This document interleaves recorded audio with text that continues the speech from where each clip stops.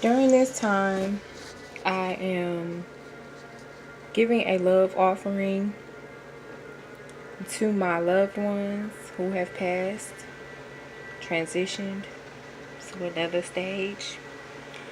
And my mom was in love with unicorns. Anything that involved a unicorn, she loved it. And even as I am recording this, I feel her presence so strong. And I get a lot of people that say, they don't take pictures of their altar. It's not good luck. It cuts off the connection that you develop. But if you know my mom and my grandma and my great grandmother and her twin sister, you will know that they loved the spotlight. They loved being the center of attention. They were performers. My grandmother was a model. My mom was a singer and a model. My great grandmother and her twin sister, which is Ree and B, they were Ree and B song and dance team. So they loved the spotlight. They loved being in front of people and entertaining. They love to laugh. They love to have fun and enjoy themselves.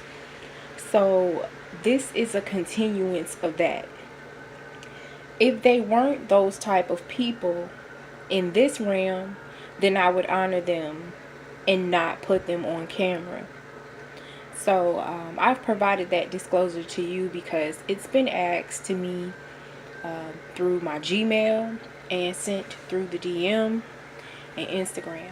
So moving forward, my mom loved unicorns, like I said. And here's a crystal unicorn. That one's pretty expensive. And then I found her, there's an angel inside of here leaning up against a unicorn that was on her dresser. I have prepared a love offering for them. These are roses. And I have some hell notes here that I will offer after a while. My grandma loves sandalwood, so I'm burning some of that for her. Some people say that you should use a white cloth for a pure sense of purity and a connection. But this is the cloth that I provided for my altar years ago for Mother's Day. And this is the altar cloth that I continue to use for them because it works so well with our vibe. It's pink. So I have 3 candles lit right now. And I had to turn this sideways because I didn't want no problems on this side with this wood. It's not what you do, it's how you do it. You gotta be careful. So I have 3 things inscribed on the candles. Those are things that I am seeking guidance and understanding with for the week. And that's on there. And they loved ice water. Everyone in my family just loves ice water. I don't care if it's 10 degrees outside. A good glass of ice water goes along. So that's why I've provided a glass of ice, and then I pour the spring water in there as well. I wouldn't provide them with anything that I wouldn't drink. And I started everything off with my Palo Santo burning on a coal. And now I have frankincense. I have offered that as well. So this is just the beginning stage of what I do to prepare their altar and just commune with them for a few minutes and give thanks to them protecting me, loving me, caring me, nurturing me, guiding me, helping me along the way. And if you pay attention to the incense, you see how it moves out. It's getting a little closer. It is coming closer and closer. So certain things you have to pay attention to. Pay attention to the rhythmic flow of how things are going, so you can understand, because sometimes there'll be things along the way to help you, like little small signs. And I also have my bamboo plant on here. I think my mom really liked bamboo plants, and my great grandmother did too. Me and my great grandmother, she was the first person to teach me how to take care of plants. She taught me how to water them, touch the soil, and stick your finger in there to see what's going on in the roots. She had a garden in our backyard. There was just so many things that she taught me concerning plant life and things of that nature.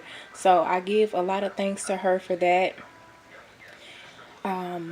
So it's just very important to spend time. You know, once you light your candles and you get your incense going and everything else is set in place, take the time to just sit there. It may seem weird at first for you to just be sitting in front of pictures and smoke and you're trying to figure out what's going on. But trust me, you will feel a change. You will feel things starting to loosen up.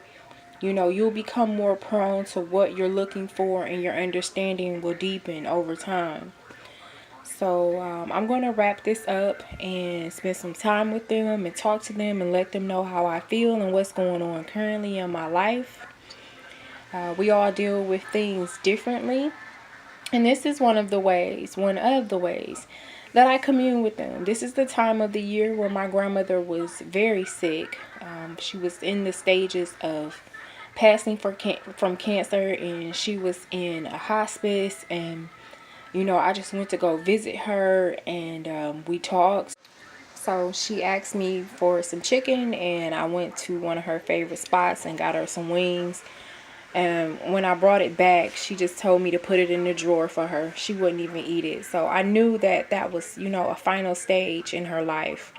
And I try to honor her as much as I can, especially during this time of the year, because this was the time where she was, you know, transitioning to her next life. So, and then 1 year after that, my mom passed. So, this is around the time, and it is a very crucial time for my grandmother's children, which are my uncles.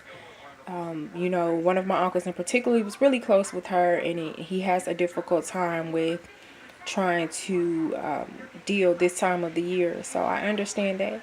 So we all deal with our ways of coping totally different.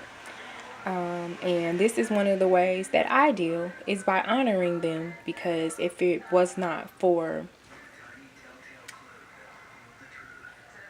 this lady right here, there would be no her or me. So it is very important to give honor where honor is due. I thank you so much for tuning in and listening to me talk about my personal experiences with altars, my altar from my family, my loved ones, ancestors. So I thank you all very much, and I'll put some more information on how you can follow me on Instagram in the link. Peace and blessings to you.